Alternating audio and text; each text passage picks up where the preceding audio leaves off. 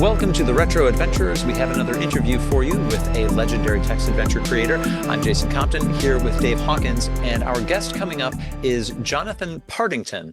There's a bit of a joke in the classic MIT to Infocom tradition that we got a bunch of mechanical engineers writing games and puzzles for us. Well, Jonathan comes from the Cambridge tradition of pure mathematicians bringing us storytelling and adventures. Dave, this was my first time talking to Jonathan. What was your connection to him and his work before today?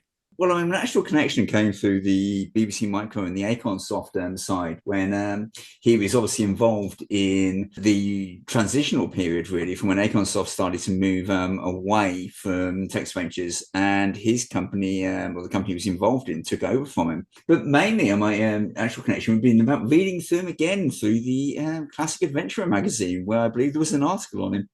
And of course, he was the creator of Avon, which we reviewed just a few episodes ago.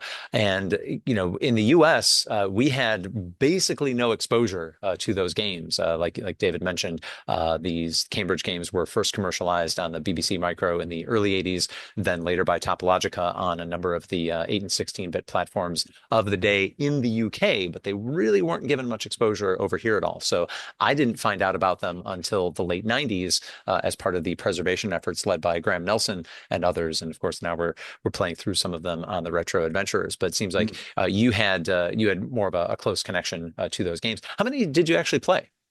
Well, to be honest, I would have played a lot of the Acornsoft games, mainly because of, as I said, we discussed this before, because the computers were given away, BBC computers, micros were given away to schools. The games kind of came with it, and it was something you do sort of during your break time. If you get access to the computer, if you could get the one computer we had, and that would have been it really. It would have been playing those games, Philosopher's Quest, Kingdom of Hamel, games along those lines. And that really would have been sort of my first exposure to them. Yeah. And do need to give a special shout out to Mark Hardisty for an assist in setting this episode up. As we were putting the Avon and Macbeth episode to bed, I actually did reach out as best I could, both to Jonathan, creator of Avon, and to what I could find for contact information for Macbeth. Nobody got back to me on those, but when the episode dropped, Mark Hardisty on Twitter gave kind of a quick tag heads up to Jonathan Partington, who had missed our initial email, but from there we were able to schedule the interview. It was an interesting conversation with somebody who, as we'll discuss, maybe doesn't have a full perspective on his impact on the scene. He of course had other jobs, other responsibilities while at Cambridge, and then moved on, kind of past the world of text adventures as the 80s wrapped up. But I thought it was a really interesting conversation. Dave, anything else that we need to let the audience know before we take us to the interview? Well, I would like to just touch on a little bit what you said. I mean, I think this is fairly common across a lot of university professors that they aren't aware of the impact they actually had, and also the influence they've had on people's lives. Because, as I said, I do obviously allude to this in the conversation, that without people like Jonathan, there's no way I would have been a game developer. And I think that many of them underappreciate the benefits or the effect they've had on people's lives. Well, if nothing else, we are here to remind them of that and to take you into the world of Jonathan Partington's extensive efforts creating games initially for the Phoenix mainframe at Cambridge, later published and shared and preserved for all time. So we'll take you to that interview right now. Welcome to this episode of the Retro Adventurers. We're joined this episode by Jonathan Partington, a developer of several games first published on campus at Cambridge, later under the Topologica label for several microcomputers. Jonathan, thank you so much for joining us. Pleasure to be here. So we first covered your work a few episodes ago when we talked about Avon. But for the broader listening audience, I think it would be helpful just to get an understanding of what your contributions were to the classic text adventure scene, the highlights, the lowlights, and then we can take it from there. Okay, well, I did all my writing for the IBM mainframe computer at Cambridge University. And this was accessed by lots of people, mostly research students, postdocs. And they were useful as an audience or a test audience because they for debugging, it was useful to have them around. Also, if anything didn't quite work, we could discuss it with them. Later on, the games were adapted first to the BBC Micro and the Acorn Electron. Later on, it moved away from Acorn and it moved on to Topologica. But I did not actually prepare any versions for micros. People like Peter Kilworth were the main people who actually adapted them. They played the games. They were colleagues in Cambridge. They played the games and wrote some of their own, and they adapted my games for microcomputers. So I got into it. Well, I mean, first thing I did was I played Colossal Cave because a guy called Mike Oakley had put a version up on the mainframe. So we all had a go at that. And then a year or two later, David Steele and John Thackeray wrote their own system, basically a programming language for adventures. And they put up a game called Ackerton. And I started solving that, getting lots of hints on the way from David Steele, in fact. So as a result, I was the first person to finish Ackerton. And a year or two later, Peter Kilworth had come up with this game called Brand X, which later became Philosopher's Quest. And Rod Underwood came up with Quandam. And I was talking to David Steele and mostly, a bit to John Thackeray, mostly David Steele, and decided to extend Ackerton. So Ackerton basically doubled in size, and my input came into that. And that was how I got to know their programming language. Because I mean, obviously I didn't know the programming language when I was playing the game, but when I was actually trying to help them extend the game, I could learn from David and John what the language did and how it worked and so forth. And so we ticked on a bit until 1982. 1982, I wrote three much smaller games. I mean, Ackerton was a huge game and very difficult. Brand X and Quandam, I think, were more difficult as well. The three I wrote were a little bit easier, still pretty cool. Hamel, Murdoch, and Avon. So I wrote them in 1982, actually all in space of about 4 or 5 months. And these got adapted by Peter Kilworth to microcomputers. And we didn't make a vast fortune, but we got a bit of small change. And I also later on carried on writing games for the mainframe. It was Fileat and Probe and Sangrail, which, well, it was just for entertainment, really. I mean, I wasn't trying to make my fortune. I wasn't trying to market them particularly. The last game I was involved with was this thing called Spy Snatcher or Spy Catcher. John Thackeray and I wrote that together. This was 1988. It was just before I left Cambridge. In fact, I left Cambridge in 1989. And John used to come round to our house every night, well, not every night, once a week, and discuss this game, which was not really a fantasy game. It was more a sort of game based on, well, catching spies and sort of set in the 20th century rather than in medieval times, whatever. So we discussed that, and I eventually put up a version on the mainframe, because it seemed always a good idea to have a version on the mainframe first, so it could be tested by people who hadn't paid for it, and so they could actually debug it and tell us things they didn't like. And then eventually it was adapted for microcomputers, and that was the end of my involvement. Various other people got involved in adventure games in the meantime. I was by that stage I was married and had other interests somehow, and didn't really get on with writing adventure games. So once I left Cambridge, that was the end as far as I was concerned. To back up, you mentioned the IBM mainframe. That is known to the existing text adventure scene as the Phoenix mainframe. Is that what it was known as on campus?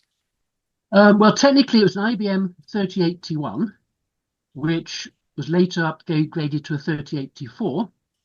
And Phoenix was a sort of operating system. So it was called a Phoenix computer, but everybody used this programming language. Well, its interface called Phoenix, which actually lived for quite a long time. It came into being in about 1975, I would guess, and it survived on the mainframe until the mainframe finally disappeared in about 1995, I think. So nearly 20 years. So I came in the second half of that, if you like. I mean, I was using the computer for other things. I mean, when I first went to Cambridge, we used to put in input on punch cards and so forth. We didn't have terminals. And it's about 1980, we were actually starting to use time of Ackerton, 78 maybe. That was the fairly early days for using those. So Phoenix wasn't the brand of the computer. It was the name of the system that ran on it. Right, the nickname, or the game in the operating system, or the interface in this case, yes. Yeah, and right, I had wanted to ask about that because obviously the goal of the machine wasn't to play host to these 10 text adventures. So what was the work that you were quote supposed to be doing, and that your colleagues that were also taking time to play the games, what were they really supposed to be doing on the mainframe? Well, it was a university computer. It was used by mostly scientists to start off with. In fact, the chemists were the biggest consumers of it. They ran these enormous jobs doing whatever chemists do, numerical calculations, obviously. I used it a bit in my research. I actually didn't write my PhD thesis on it because the word processing hadn't got to that stage. I mean, I submitted my thesis in 1979, but I think in the 80s, by then, it was actually also being used a lot by people in the arts and just people writing theses. Before that, I mean, I say it was mostly numerical calculations, all done in Fortran, basically. The thing was just the computer had spare capacity, and provided you didn't sort of do too much in the daytime, they didn't mind too much. The guy who put Colossal Cave on the mainframe was actually a member of the computing service, Mike Oakley. We later immortalized him by writing his name backwards as Jelka Oakim and putting him in the Akaton Ah. game as a mummy. But that was just incidental. So yeah, a lot of computing was taking place late at night. So people were playing adventure games. They played something called Mud, which was a multi-user dungeon, which was accessed from University of Essex. They played other games. I mean, there was a backgammon game and a chess game and so forth that you could play. I think the amount of time they consumed, amount of computing time, was actually insignificant compared with the massive programs being run by, well, I say largely by chemists and physicists and so forth. The computing facilities got gradually better. I mean, to start with, you all had to be in the user area, so it's just one room where everybody was. Gradually, things developed, and you could actually log on in your own department or your own college, whatever, away from these things. I remember solving quantum in the maths department at about 1 o'clock in the morning. Well, I didn't actually solve it. I beat my head against it and solve bits of it. But to start with, at least everybody was in the same area. A lot of things took place in the applied maths department, in fact, because we'd come down at lunchtime and we'd all sort of chat together. People like Peter Kilworth and other people would be testing out games, developing games, and so forth. That was sort of a bit less conspicuous. I mean, if you'd been doing all this in the user area at that lunchtime, they might have been a bit upset. But the applied maths department was sort of far enough away and it wasn't really supervised. So you could do more things without being questioned about it. I did remember once one of the professors came round, rather angry one evening in the pure maths department, and sort of said, "Is there anybody in here playing games?" And I thought to myself, well, I'm actually developing a game, so that doesn't count, does it? So I don't know I can't remember whether he actually got someone to get off and let him use the computer for serious work or not. The statistics think he was doing. But yeah, in general, there's a lot going on, a lot of this game playing going on.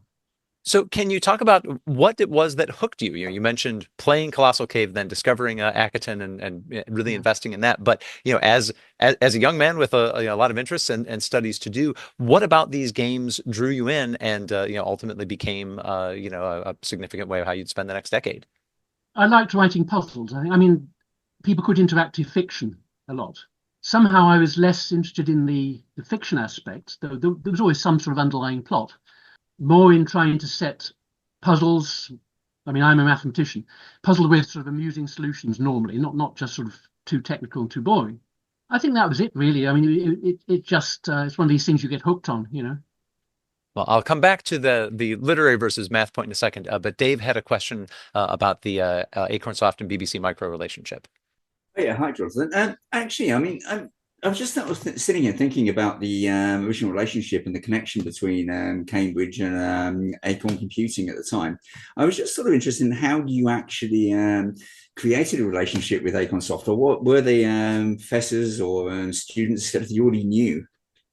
I think our main contact was probably Peter Kilworth. I mean, I met one or two people from Acorn Soft. I mean, a lot of them had been connected with Cambridge University anyway.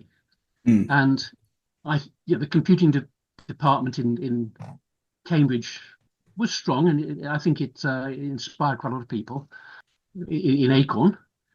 So I think it was Peter who actually got the link and sort of said, "Well, why don't we write some games?" One of his first games was very much an educational game. He wrote this thing called L, which was basically for schools, and I think that sold well enough.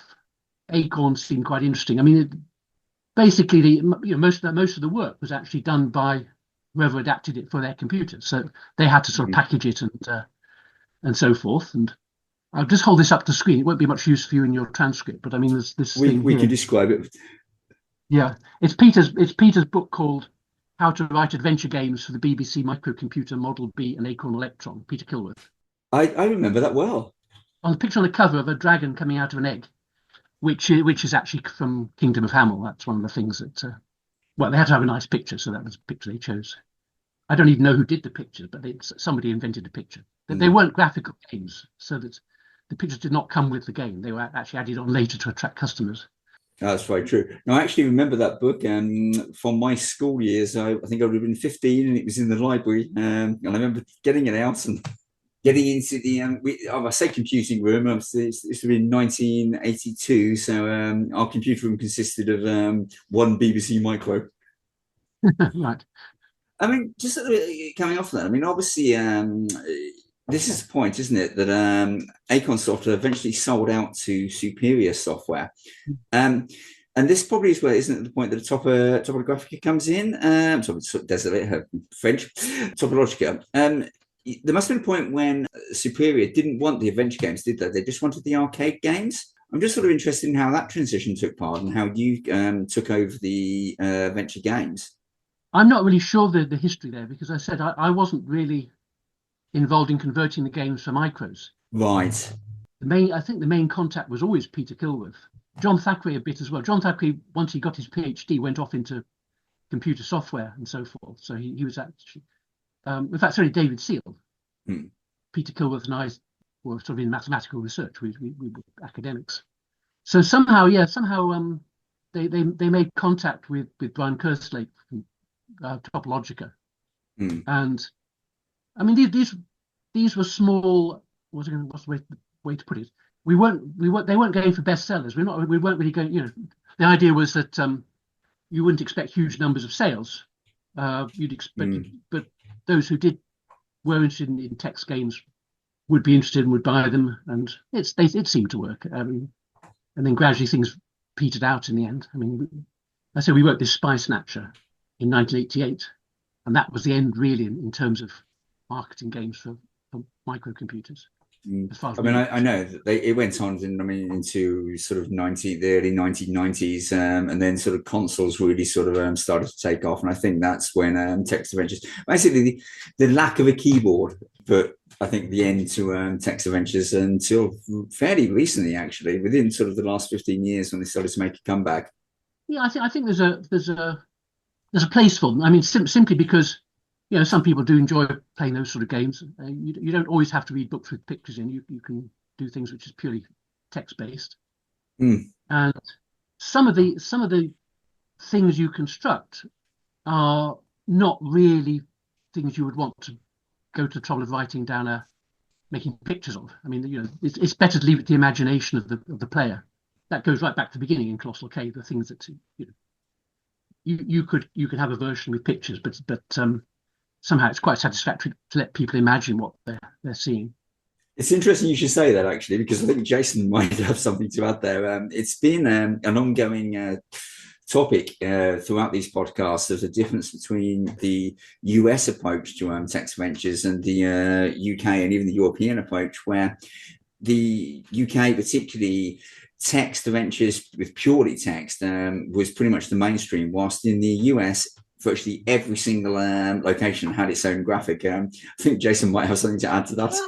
I actually think this takes us a little bit off what we're talking about with Jonathan, but I think the theme I keep coming back to are the UK games where there's 80,000 characters running around independently, and the US games tend to have just the single adventurer moving through a frozen world. But that's not universal. Yeah, the graphics thing is a different topic, but right, we know that all of these mainframe games were text only. I did want to go back to Jonathan, your work where you started developing them. We know from the archaeological work that's been done, they were written in this custom language, this TSAL system created by Thackeray and Seal. Was Akaton, open source? In other words, were you able to just, sort of open it up and take a look and do your own independent work? Did you have to ask them, what is this written in and how do I learn it? How did you first develop in their system? Well, I mean, I knew John and David pretty well, and I knew they were developing a system. They didn't show any of the source of Atherton to anybody who was playing it until they'd completed the game. I mean, obviously, if you've got the source, you can. It's much more easy to solve the game because you can basically, if you understand the language, you can trace what you're supposed to be doing. So, as far as I remember, I mean, I solved Atherton with a few hints from David on the way, and then at that stage, I was allowed to see the source. I mean, they didn't want the source to be public at this stage, and I guess also Peter Kilworth and Jonathan Mestel, who were working on Brand X, and Rod Underwood on Quandam, must also have been given access to the source so they could see what the language did. What I don't remember is whether there was any manual for the language. I think there must have been some sort of guide to what instructions were available, and maybe that was already being circulated. As I say, I learnt the language basically sitting down with David Seal mostly, and trying to extend Atherton and seeing what the different constructions were. I mean, the only way you can learn a language is trying to program it really, and see what works and what doesn't work. So it was a year or two before I was ready to go out on my own and write my games independently of them, Hamill, Murdoch, and Avon, and so on. Learning how to extend Atherton, and sort of talking about it and saying, well, here's a puzzle. Let's put this puzzle in and see how would we do it, how would we program it, what do we need to do, what sort of information do you store in the program that you're going along. Gives you a pretty good idea of how the language works, what the bits and bobs are.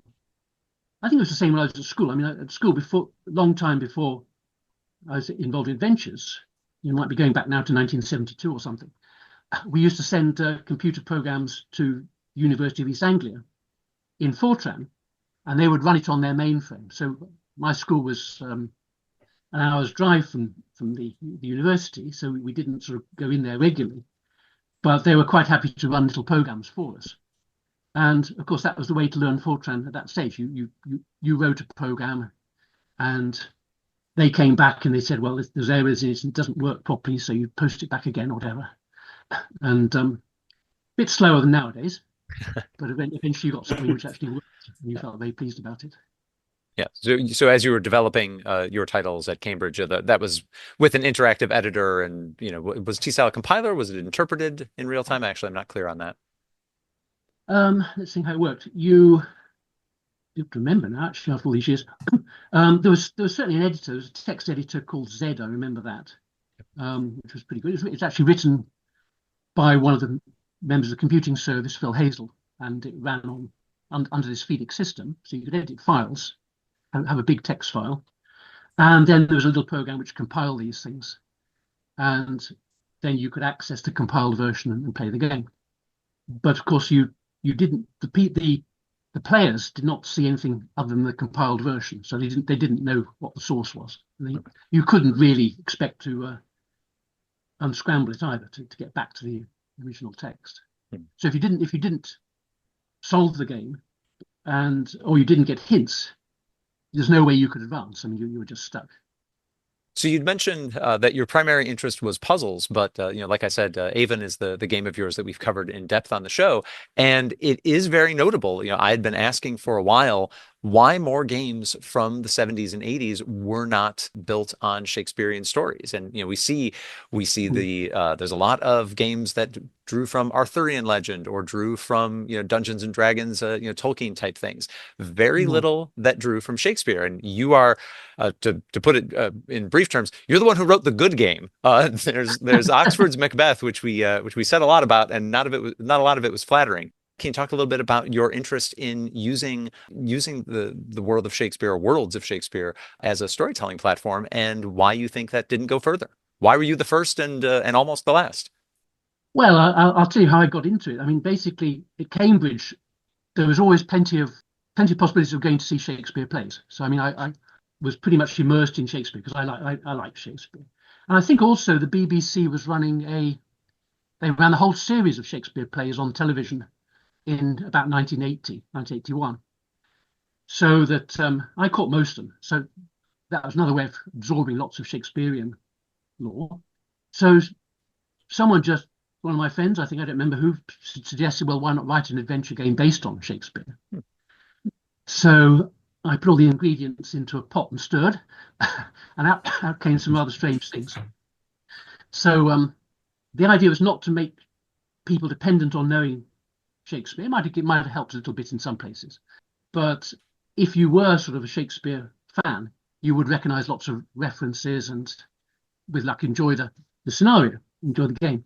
I mean, there were other games which are not based on Arthurian legends and Tolkien and stuff. I mean, for example, Jonathan Mestel wrote a game called Xenophobia, which was set in London. You had to go around the streets and do clever things. And later on, John Thackeray and I wrote one, spy adventure. But yeah, so anyway, so in 1982, I came up with this adventure game, this game Avon. I wouldn't say everybody liked it. I mean, nowadays it's too late now to do anything about it. I think some of the puzzles would have been done slightly differently nowadays if I thought about it. There were a few sort of original ideas in it, I guess. I don't know why the people haven't. I mean, there are lots of worlds you could explore. Shakespeare obviously is very rich because Shakespeare has all these plays and there's lots of different characters and adventures and things going on you can actually exploit. Obviously, there are other authors like that. Tolkien is another well-known one with lots of different scenario. Perhaps I could mention at this moment, I am living about 3 minutes walk from where Tolkien lived when he was in Leeds. Tolkien was professor at Leeds and for about 3 or 4 years before he went to Oxford. And he has a house, and his house has a nice blue plaque on it. So that, well, I wouldn't say that's rubbed off on me particularly, but it's nice to know it's sort of just around the corner. Anyway, so yes, so there are lots of other things. I mean, the Sangreal one I wrote was sort of very, very loosely based on Arthurian legends. Rod Underwood's Quondam, well, I don't know what that was based on really. It was a mixture again of, I think he just went out of his way to get more and more difficult puzzles. I think that's probably the hardest game I ever tried. But your first question, I mean, why nobody else has written much in the way of Shakespearean adventures? I don't know. I mean, there are lots of things I haven't done, lots of things other people could do. You could write it in a totally different flavour. You could actually pick some particular play, and there's enough in one particular play to actually interest you. If you're interested in history, you could even pick something like the Henry IV Part 1, 2, and Henry V, Henry VI plays, a whole chain of about 5 of them, and you could somehow build up some historical type adventure. It's not for me to do now. I'm well past that sort of thing, but it would certainly be a possibility. No, I don't really know why other people haven't tried it. Maybe they've got more sense. That could be it. That could well be it. I'm hearing, that there were a lot of storytelling possibilities, even though you framed it as puzzles first. We're kind of digging out like, well, but I was really into Shakespeare. Well, I'm interested in Arthurian legend, this and this. Yeah. Did you have a much in the same way that you were programming Fortran by mail in the early 1970s? Did you have a different storytelling outlet at that time, and then sort of the mainframe opened up those worlds, or have you moved on to a different form of storytelling subsequently? Yeah, I mean, we played Dungeons and Dragons, but I think I didn't start that until 1982-ish. Finally, it was quite a lot of influenced by Dungeons and Dragons, certainly. So, I mean, David Seal was another of the players of that, and various other people who didn't write games. Before that, there was a Mystic Wood game, which we enjoyed very much. And I even wrote a version of Mystic Wood for the Seal Thackeray language. I mean, it was running on the Phoenix on the mainframe. Since Mystic Wood is a copyright game, you can't just go and market it, or nobody wanted to market anyway. It was really a bit for fun. But we used to play the version you play on the carpet as well, the board game as well. And a guy called David Jackson also tried writing a version of Sorcerer's Cave for the Seal Thackeray language. I mean, it's versatile enough. Any game in which you're in a particular place and there are various objects around and exits and so forth could be programmed in this language quite easily. But well, that's long since disappeared. I mean, so is the Mystic Wood game. They weren't really intended for anything more than a bit of entertainment on the Phoenix system.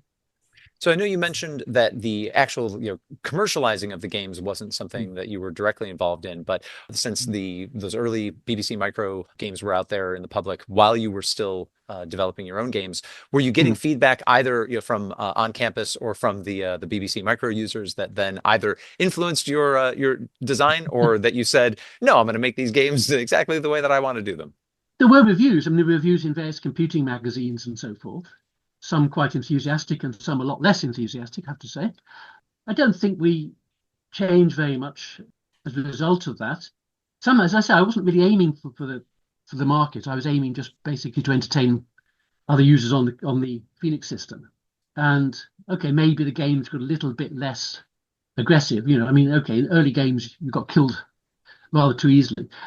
Being killed wasn't such a difficult thing in those days because you could just restart the game.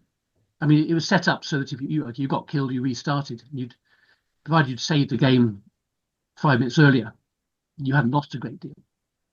If you got killed on these implementations for the micro, it might have been more complicated because you started having to put disks in and doing clever things. Yeah, so I think maybe as the games went on, they became a bit less homicidal. You didn't get killed off quite so easily. Well, my colleague Nick, who played Avon with me, he mentioned, and I don't remember what puzzle it was, but he said, this puzzle seemed difficult to solve, just sitting in my own room trying to solve it myself. But I can see where in a lab with, 2, 3, 4 other people who are playing this game, where you'd have a conversation and then kind of the group would realize what the solution was all along. So was that culture of the playing in the lab, did that sort of influence your design, do you think, even unconsciously? Oh, I think so. I mean, people would give each other information and clues and so forth. I do remember once driving Peter Kilworth almost to distraction because in the game of Sandgrail, there is a thing called Klingsword's Tower with various puzzles you have to solve as you go up the tower, set by this wizard Klingsword. And one of them was actually to complete a poem. I mean, that you're given the first line of the poem. You had to find the missing word at the end. So it had to rhyme with hay or something like that. And Peter Kilworth spent ages and ages trying to think of all possible words which would rhyme with this. And he got really furious because other people had managed to find it more or less immediately. He wasn't going to ask other people. In the end, the word was sway, so it wasn't a very obscure word, and it actually made sense in the context of the poem. But he was trying all sorts of things. He went into sort of Scottish words like agley and so forth and things like this, desperately trying to find a word which would complete the poem. But more commonly, people did actually collaborate a lot and exchange notes. Certainly when we were first playing Colossal Cave, we were more or less doing it as teamwork. I mean, this game had come from America somewhere. It had been implemented by Mike Oakley on the Phoenix system. We were just getting the hang of adventures. We'd not seen one before. So we naturally sort of, discussed it as we went along, just informally, sort of late at night when the computing service wasn't around. So from a design choice perspective, and I think this is universal across all of the games from that system, there's no examine in your games. It says this isn't that kind of game. You don't examine. In other games, it doesn't work. Was that something that everybody sat down and it obviously wasn't a technological limitation. It was a storytelling conceit that everybody settled on. So do you remember what the core reason for that was? It just never happened. We thought at first, well, I think at first we didn't even think of using examine because we thought we were providing all the information straight away. And that was basically it. I mean, I think once you knew the examine command wasn't there, you just had to, you went on and said, well, I'm going into a room. It shows me everything I can see. There might be some circumstances under which you can see more, but it won't be just done by examining. So, if there's a sword and it's got some writing on it, you're told that. You're told there's the mystic runes on the sword or something. Then you might try read runes, but you wouldn't be told, here's the sword, examine sword, there's writing on, etc., etc. I mean, you just wouldn't have that step. Wouldn't be used. It's true that made us very unpopular in some circles because some people, you go in and examine everything. But our philosophy just seemed, and it seemed to be the philosophy of all the games we were writing on that system, was that we were presenting information already, and that examine was not the way to get any further information. Yeah, we had look. I mean, look, if you'd gone into a room and it said, here is a large chamber or something, and you came back again, and you'd forgotten what it said about the chamber. It'd probably just say, here's a large chamber if you came in the second time. If you type look, it would tell you, well, it's got exits in these directions, and it's got something on the wall, etc., etc., etc., which it wouldn't bother mentioning unless you used look. But actually examining individual objects was not done. So, in terms of what you were playing at the time, was it mostly playing what other people were creating on campus, or did you pay any attention to what was going on from Infocom, Level 9, Magnetic Scrolls, and some of the other smaller publishers? I never did. I mean, I said we started off with Colossal Cave because that was on the mainframe. I played a bit of Zork at some stage. Some of us went. Somebody had a version on a microcomputer at that stage, and we played a bit of it. That was never implemented on the mainframe. I got a bit put off by that because you needed to know about baseball to get any further at one stage. And I'm afraid we play cricket over here. We don't play baseball. It's barely a good puzzle for Americans, for what it's worth. It's kind of just an infamously bad idea. It is a complicated one, that, isn't it? Yeah. Oh, I don't feel so bad then. Okay. Yeah. For some reason, I mean, I don't think I even owned a microcomputer until, late 80s, certainly. Wow. So didn't have access to these games. Well, I guess they had them in the departments, in the math department and so forth. But just somehow we never did. There seemed to be enough going on without them, actually. No, I was just saying somehow it's nicer to play a game if you actually know the author. So, I mean, I knew Rod Underwood well, I knew Peter Kilworth well, and so forth. So, and also being able to discuss it with the author. I mean, okay, there were lots of very good games coming from elsewhere, but you don't have sort of a hotline. You're not drinking a cup of coffee with the author, so it's not quite the same atmosphere. I just had a question, actually. You mentioned earlier about Mud, the multi-user dungeon. And that was certainly sort of a game, I mean, that was university led. And for probably 5 or 6 years, the only way of really playing it was actually to play on a mainframe. And then eventually it became available over the internet. I was just wondering, did you actually play that? Was that something that inspired you? I played it once or twice, literally only once or twice. I mean, one thing you had to go in that was something the computing service did rather clamp down on, because that was using external, using the internet, whatever, or the predecessor, Janet as it was in those days. And you really had to go in after midnight if you wanted to do this. I think that was fairly common. I think a lot of them universities processing time is expensive, and computer time is expensive, and people going online to play adventure games, bit frowned upon. Yeah, they didn't mind. I said they didn't mind you playing games on their own computer, but sort of tying up, connections to other universities, to Essex or wherever, was a bit different somehow. That was much more limited as what was actually allowed. I only really brought it up because it was something you mentioned earlier, but I mean, it really was the precursor to what is now called the MMO. And for many, many years, it was the only multiplayer game, probably 20, 25 years, that you could genuinely play and still access. And I believe you can still access it now. No, we didn't have any multiplayer games on the Cambridge computer, on the Phoenix system. Right. You could certainly communicate and access files, but I don't think anybody ever tried to build anything from that. Not that I remember, anyway. No. Well, I mean, you already alluded to the fact that when you sent code off to be tested, it was a postal system.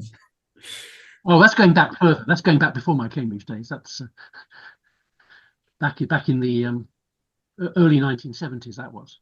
I mean, I went to Cambridge in 1972. Okay, right. School, I was taking this course in computing, 1970, 1971, I suppose. And you would write your program on a piece of paper, and some kind person at the University of East Anglia would type it in onto paper tape or whatever and run it. And this was all done remotely. It wasn't done electronically. My sort of coding started a little later than that, but I remember in the early 80s typing in magazine code and things like that. So, it's a very different world these days, but something that's quite familiar to me. So you mentioned just in passing that leaving Cambridge was the end of your text adventure career. Do you want to give the capsule version of what you've been up to for the past 35 years? Well, I got married in 1984. That probably explains a bit of slowing down of writing adventures after that stage.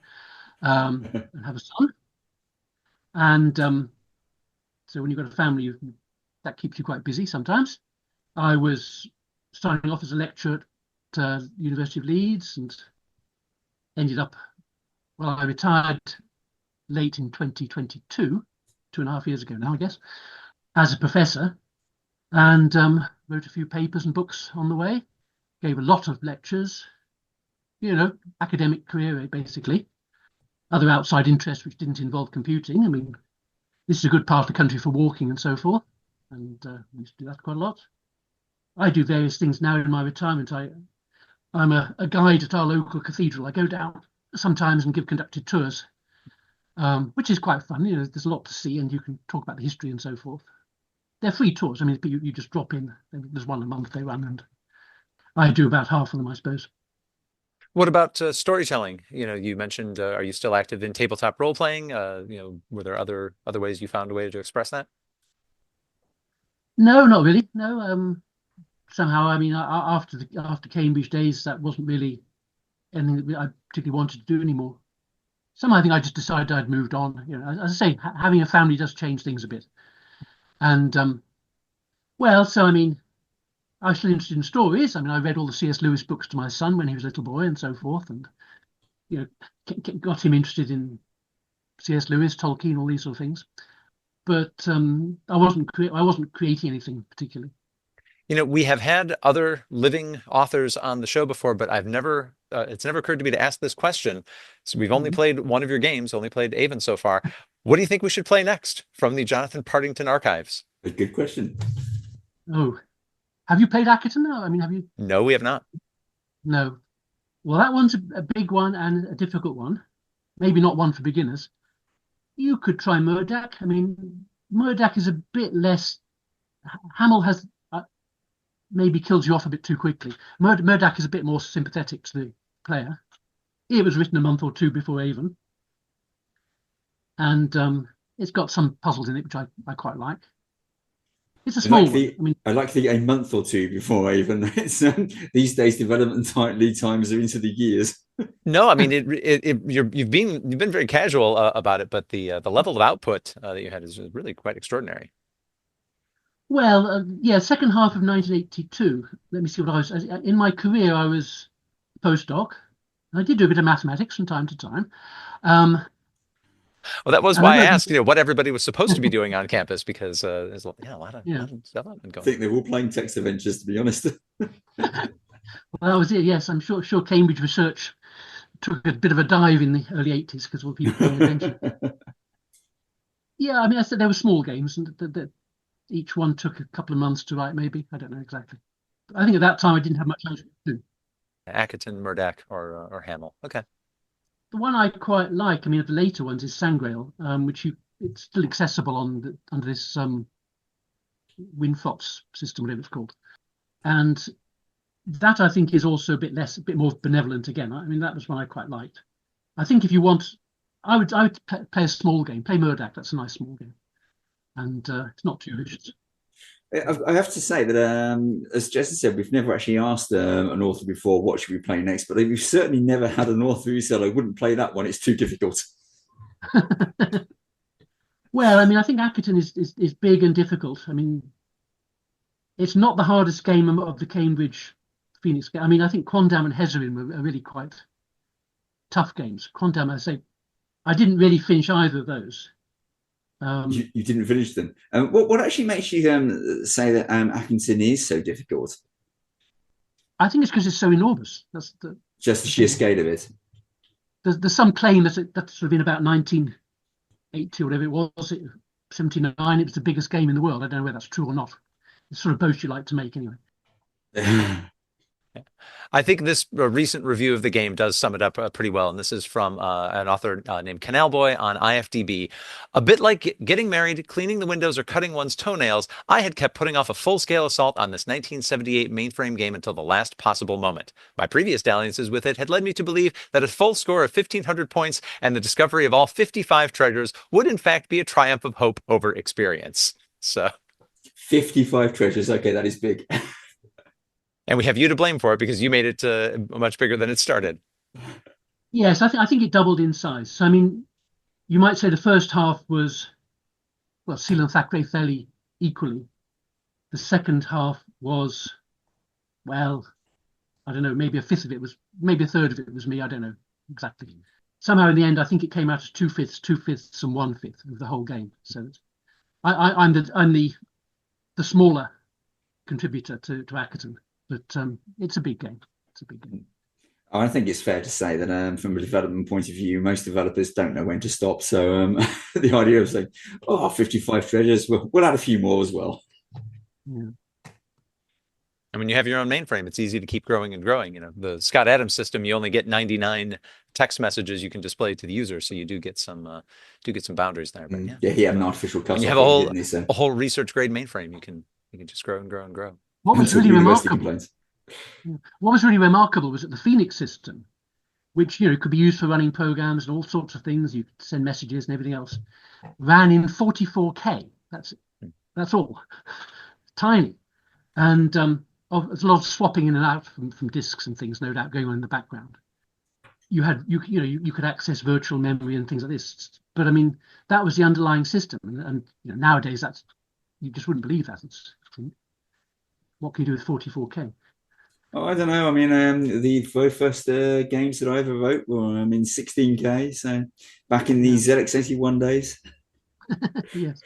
I mean, these days you're right. You're absolutely right. When I'm still in game development, and when I'm being asked by artists, is 1.5 gig okay? Yeah, that's fine.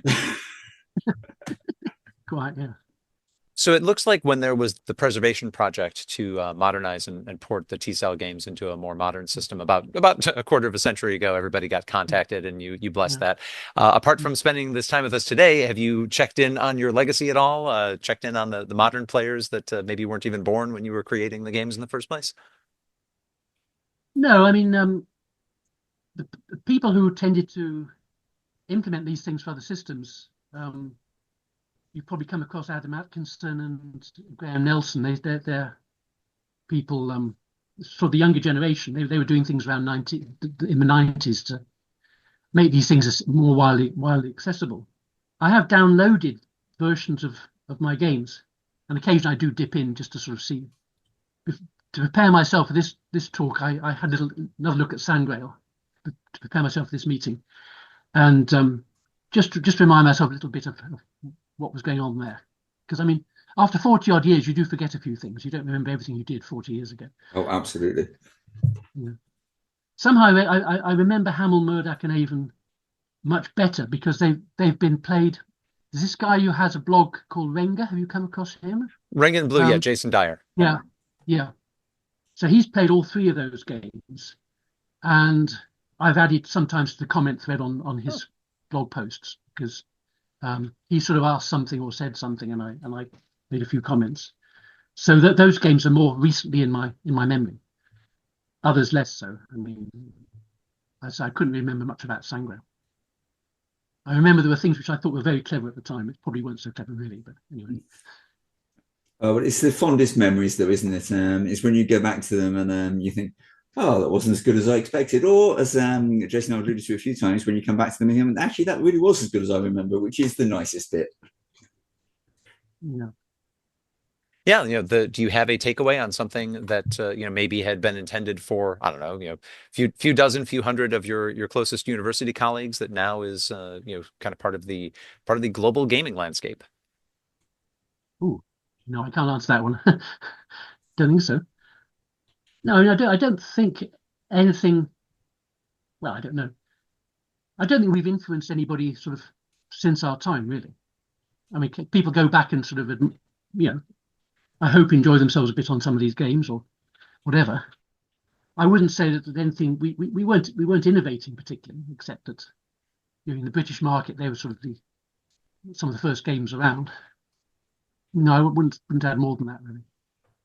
I think it might be fair to say, Jonathan. I think you do yourself a bit of an injustice there, really, because I think there were an awful lot of games that were around at the time that only happened because developers were inspired by what was going on in the universities and what was going on in the mainframes. And I think I find there was still an awful lot of people. I mean, I myself, started in the early 80s coding games, and I'm still in the industry. And I wouldn't have been in the industry if it hadn't been for people like you who started this ball rolling, really. Oh, okay, that's nice. Yeah. Our own backgrounds are rather different. I mean, because okay, we all basically did mathematics degrees, And then some went into the actual industry, like John Thackeray and David Seal. Others, well, Rod Underwood was actually a zoologist, so he was a bit of an outlier in this respect. A lot of others, Peter Kilworth and myself, we were definitely mathematicians. Okay, I'm a pure mathematician. He was an applied mathematician, and so we weren't really in the we used computers. I mean, I've used computers all my life, sometimes for text processing, sometimes for actual doing mathematical calculations. Yeah, so I'm just saying that we had different backgrounds, and some for some it led to a career in working with computer companies, and others it didn't. We just carried on with doing what we would have done anyway. And for my part, given that these games, even the commercial versions of them, weren't really marketed very well at all in the United States, but that I was able to find out about it through the preservation efforts we talked about by Graham Nelson and others, and now have this conversation with you, I think is pretty amazing. Because I was a baby when Akaton was first being developed. So I personally really appreciate you taking the time to revisit your works, which we are just getting started on. I know for you, it's that's quite a lifetime ago, but really appreciate you sharing your insights. Is there anything that you'd like to share with the classic text adventure community while we've got them on the hook? I don't think so. I mean, I might comment that Graham Nelson, who's been quite active in sort of getting these things out to the world, I was actually teaching him in Cambridge, because when I was a postdoc and he was a research student, he was an undergraduate, sorry, in mathematics. The Cambridge system is you have these things called supervision. So you come along in pairs, and for an hour a week discuss mathematics and so forth. So I was teaching him mathematics. Sort of, I think we're now going back to about 1980, mid-80s, not sure, 86 maybe. And so we never, at any stage at that time, discussed adventures. But somehow he seems to have. Must be osmosis or something. He somehow inherited the same sort of interest in adventure games, and obviously taken things further. Yeah, quite a bit further. So yeah. Mm. As Dave said, I think may have sold the legacy a little short if you sort of directly set Graham Nelson on the path to create the informed language, which has really revolutionized the way people tell 100%. stories. Yeah. No, he was a good mathematician as well. Yeah. Got that going for him. He's probably tall and handsome too, for all, some people get all the breaks. Well, I really appreciate you taking the time with us. Appreciate you having this work that's still available for us to play. Dave, did you have anything else for us before we wrap up? No, I just wanted to really thank Jonathan for joining us, and it was very interesting. I mean, the way that you, as I said, did undersell yourself, but I think really I'd like to add that your influence was a lot greater than you've given yourself credit for, and I think there are a lot of people who would be thankful for that. Well, that's very kind of you to say so. Thank you very much for inviting me to chat to you. You're more than welcome. Thank you for joining us. You've been listening to The Retro Adventurers, a podcast about classic text adventure games. This episode was produced and edited by Jason Compton. Please subscribe on your favorite podcast platform, including Podbean, Apple Podcasts, Spotify, Amazon Music, and Podcast Addict. Visit us at retroadventurers.com and follow us on Facebook and Blue Sky. The Retro Adventurers is based on a format originally devised by Ben Collier, Jason Compton, and Dave Hawkins.